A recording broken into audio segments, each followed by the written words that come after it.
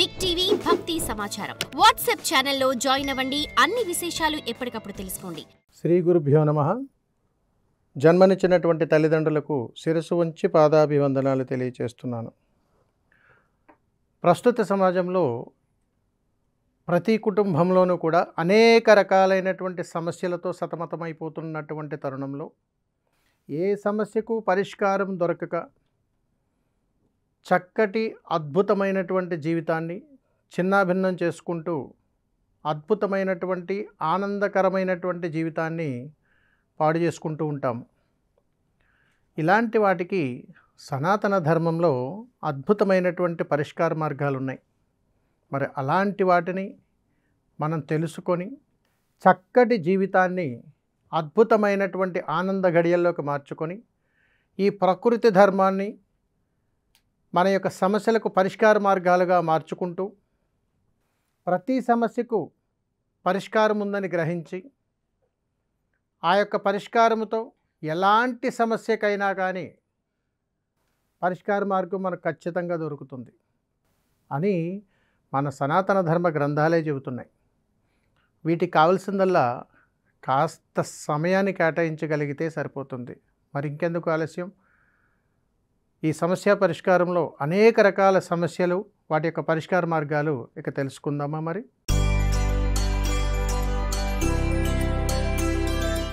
చాలామందికి సర్వసాధారణంగా ఉండేటువంటి సందేహం, ఇంట్లో నరదిష్టి పోవాలి అని అంటే ఏం చేయాలి? ఈ నరదిష్టి పోవాలంటే మనం చాలా చోట్ల మనం గమనిస్తూ ఉంటాం. గుడ్డను కాల్చి ఇంటి ముందు దిగదుడిచి పారేస్తూ ఉంటారు కొంతమంది. ఇంకొంతమంది చూస్తే గుమ్మడికాయని దిష్టి తీసి పగలగొడుతూ ఉంటారు.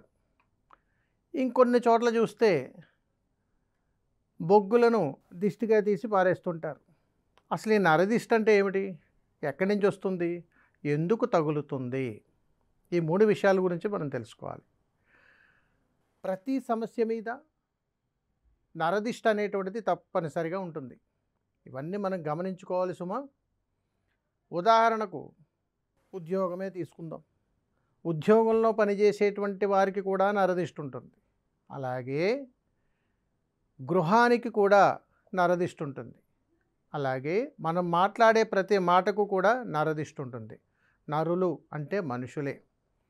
మన కోసము మంచిగా కాకుండా చెడుగా ఆలోచించి క్రూరత్వమైనటువంటి ఆలోచనలతో ఎవరైతే దృష్టి మన మీద పడుతుందో దీనిని నరదృష్టిగా చూస్తారు. మరి నరదృష్టి పోవాలంటే ఏం చేయాలి? మరి ప్రకృతి ధర్మం మనకి ఏం తెలియజేస్తుంది అని అంటే గుర్తుపెట్టుకోవాలి. మంగళవారం పూట ఒక బూడిద గుమ్మడికాయని తీసుకొని దీనిని బుధవారం ఉదయాన్నే గుమ్మం ముందు సింహద్వారం ఏదైతే ఉందో ఆ సింహద్వారం పైన చక్కగా ఇంటికి ముందు వేలాడేటట్లుగా కానీ కట్టుకున్నట్టయితే నరదిష్టి పోతుంది అని మన పూర్వీకులే చెప్పుకుంటూ వచ్చారు. అదే ఎందుకు కట్టాలండి అనంటే గుర్తుపెట్టుకోవాలి. ఎక్కడైతే విపరీతమైనటువంటి ఇంట్లో దారుణమైనటువంటి సంఘటనలు జరుగుతున్నాయో, తరచూ ప్రమాదాలు, తరచూ గొడవలు, తరచూ మనశ్శాంతి లేకపోవడం, ఆ ఇంట యందు తరచూ అరుపులు వినపడటం, ఇలాంటి మానసిక ఆందోళనకు సంబంధించినటువంటి సమస్యలు జరిగినప్పుడు దీనిని నరదిష్టిగా పరిగణిస్తారు. ఇలాంటి నరదిష్టి కలిగినప్పుడు ఏం చేయాలి అని అంటే, ఇంటి యజమాని ఎవరైనా ఉంటే మీకు దగ్గరలో ఉన్నటువంటి ఒక నదీ పరివాహ ప్రాంతానికి వెళ్ళి ఆ నదిలో స్నానమాచరణ చేసి ఆ తడి బట్టలతోటి ఇంటికి వచ్చి దీపారాధన చేసుకోవడం అలవాటు చేసుకోవాలి. ఇలాగా ఒక 3 రోజులు లేదా 4 రోజులు చేస్తే సరిపోతుంది. మరి ఈ విధంగా చేస్తే ఏ గృహమునందైతే ఉన్నటువంటి నరదిష్టి అయినా సరే వెంటనే సమస్య పోతుంది. సర్వే జనా సుఖినో భవంతు. శుభం. నమస్కారం. For more videos like this, subscribe Big TV channel.